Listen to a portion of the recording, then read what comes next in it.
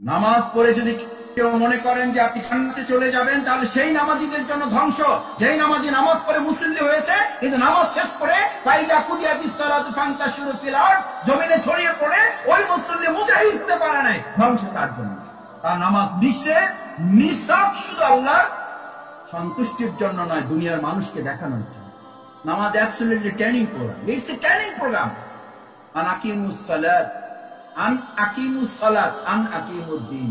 আকিমুস সালাত, আপনি নামাজে মসজিদ খোঁজেন। হাইয়া আলাস সালাহ হলে আপনি মসজিদ খোঁজেন। আমার প্রিয় সাহেব, তোমার প্রিয় ভাইদের কাছে এই আহ্বান পৌঁছানো খুব জরুরি, খুব জরুরি। হাইয়া আলাস সালাহ শোনার পর যদি আপনি মসজিদ খুঁজতে বাধ্য হন, মসজিদ খোঁজা যদি আপনার জন্য বাধ্যতামূলক হয়, আপনি মসজিদ খোঁজেন না, মসজিদ আপনাকে খোঁজে। আপনি ইমাম খোঁজেন নাকি ইমাম আপনাকে খুঁজে বেড়ায়। আন আকিমুস সালাতের এই আহ্বান পেয়ে যদি কেউ মসজিদ খুঁজতে বাধ্য হন, আন আকিমুদ্দিনের আহ্বান শোনার পর ইসলামী আন্দোলনের জন্য সংগঠন খোঁজা আপনার জন্য তার চেয়ে বেশি বাধ্যতামূলক। আর সংগঠন আপনাকে উল্টা খুঁজে বেড়ায়, তারপরও কত অজুহাত, কত যুক্তি, কত কথা। আমার না ভাই, সেই সংগঠন কি আর আগের মতো এখন আছে? তারপরে কত সমস্যা,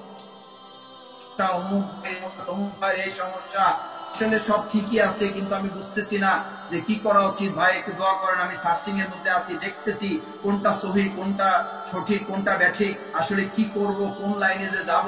এত পথ, এত রাস্তা, এত রাস্তা, এত লোক ইলিশ মাছ নিয়ে বসে আছে, শেষে ইলিশ মাছই কিনবো নাকি খেসারির ডাল কিনে নিয়ে যাবো ভাবতেছি। আমি জেলখানার একটা কথা প্রায় বলে, জেলখানায় আমাদের ভাইদেরকে নামাজের জন্য ডাকতাম। আমাদের মানে সাধারণদের যাদের সম্পর্ক হতো, ওই মাসুদ ভাই নামাজ পড়বো কি, কার পিছনে পড়বো, উই অল আর ক্রিমিনাল, সব তো হইলো আসামি, এখানে সব অপরাধী লোক, কার পিছনে নামাজ পড়বো বলেন? এই জন্য সিদ্ধান্ত নিয়েছে বের হয়ে ভালো মানুষের পিছনে নামাজ পড়বো। সে জেলখানায় নামাজ পড়বে না। কত বড় অধর্ম হইলে, কত বড় অপদার্থ হলে, অজ্ঞ হলে। আপনি এটা শুনে হাসছেন তো? এটা শুনে হাসছেন না? এবার আমাদের সংগঠনের কিছু ভাইদের কথা আপনাকে বলি, কিছু তিক্ত অভিজ্ঞতার কথা বলি, কিছু দুর্ভাগ্যজনক কথা বলি।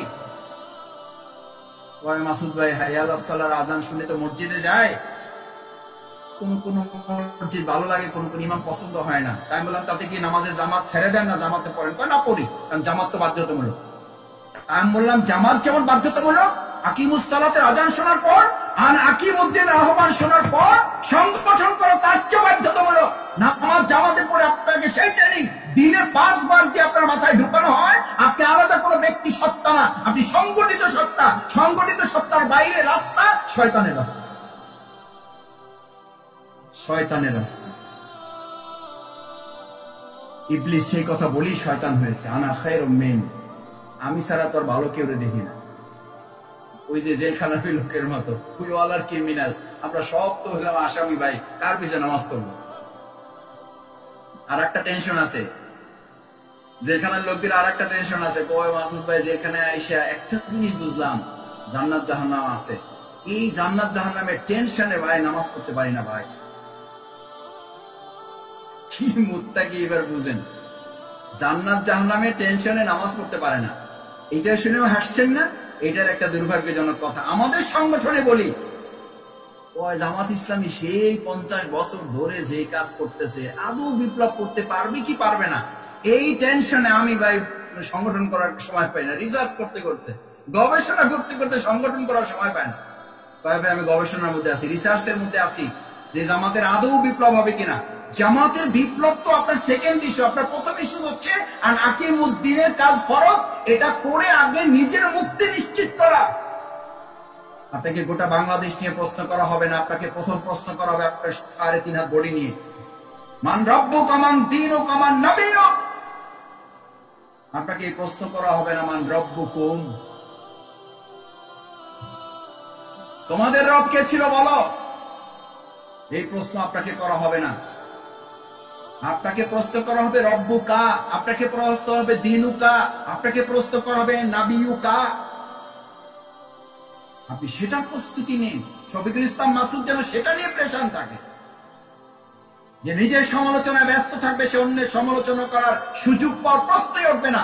অন্যের সমালোচনা যিনি করবেন, ধরে নেবেন, সে নিজের সমালোচনায় সময় দেওয়ার মতো চিন্তাই এখন তিনি করেন নাই। আর কোরআনে তাদের জন্য বলা হয়েছে ওয়াকাদ খাবা মান দাসসাহা, যে নিজের আত্মসমালোচনা করার সুযোগ পায় না, ধ্বংস তার জন্য, ধ্বংস তার জন্য। আর যে আত্মসমালোচনায় সময় ব্যয় করে, যে আত্মসমালোচনায় ব্যস্ত,